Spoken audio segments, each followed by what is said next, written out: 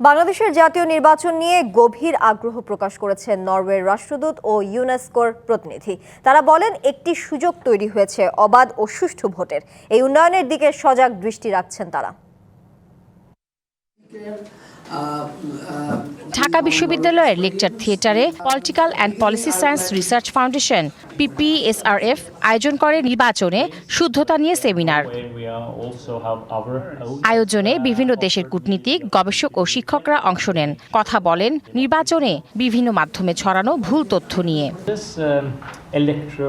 ভুল আর অপতথ্য প্রতিরোধের চেষ্টা চলছে। নরওয়েতে রাজনৈতিক মতভেদ থাকলেও রাজনীতিবিদদের মধ্যে ব্যক্তিগত শ্রদ্ধা ও বন্ধুত্ব থাকে। ভোট দেওয়ার ক্ষেত্রে স্বচ্ছ এবং নির্ভরযোগ্য তথ্যের প্রয়োজন।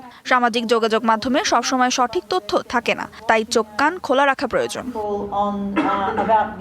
এবারে নির্বাচনে জনগণের ইচ্ছার প্রতিফলন দেখতে চায় জাতি। 2026 সালের নির্বাচন যেন জনগণের প্রকৃত ইচ্ছার প্রতিফলন ঘটায় এবং গণতান্ত্রিক সততার সর্বোচ্চ আদর্শ বজায় রাখে।